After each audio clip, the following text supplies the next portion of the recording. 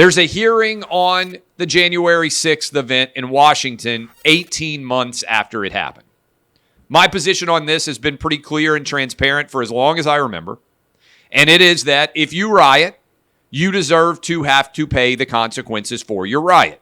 Whether you're rioting in a city in response to the George Floyd situation, or whether you're rioting because you're angry about the way the election came out and the fact that you believe that election was rigged or stolen. You don't have the right to behave in a violent fashion, no matter what your political motivations are. I know this is radical. I know this is revolutionary, but I believe that regardless of your political beliefs, you should be charged with a crime when you commit a violent crime. We still don't know, by the way, what motivated hundreds of riots all over the country. Motivated is the wrong word. Who facilitated hundreds of riots all over the country. We know that Democrats actually encouraged them.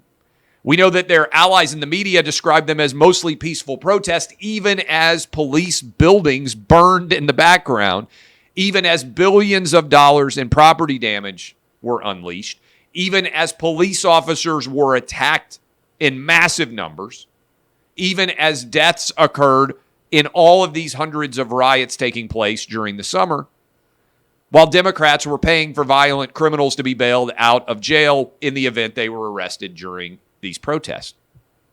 We still don't know what the facilitator or who the facilitator was of all these protests. And oh, by the way, do you remember all of the windows boarded up as we got ready for the election of 2020 to occur? It was an implicit threat all over the country that if Donald Trump was reelected president, there were going to be riots all throughout America in the event that he ended up retaining the presidency of the United States. So we got this January 6th hearing, which may be the worst scheduled hearing of all time because it's on in prime time tonight. By the way, I'll be on Fox News, I think, just a little bit before this hearing begins because Fox News just said, look, way more people are going to watch our programming, probably than will watch all of this Jan 6th programming almost combined. But when you look at the Jan 6th programming, guys, tomorrow we're getting brand new inflation numbers for May. So whatever the discussion is tonight, and I would just point this out, by the way, the House has time to have a hearing on an 18-month-old riot, but they still haven't had the time to actually act on a Senate bill that has passed that would provide more protection to the Supreme Court in the wake of the leak that has literally put a target on Supreme Court justices where there are now assassination attempts being made on their lives. They don't have the time to act on that, but they have the time to have a primetime hearing on January 6th, 18 months after it happened. But you want to talk about looking tone deaf. The price of gas hit $5 a gallon today, the highest gas prices have ever been in the history of the United States.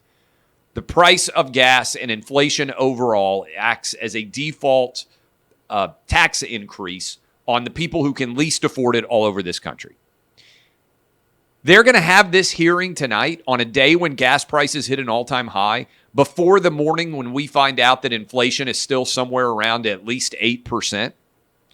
And they're expecting people to talk about 18-month-old riots while they are dealing with the continued transitory impact of inflation 5 months out from a midterm election.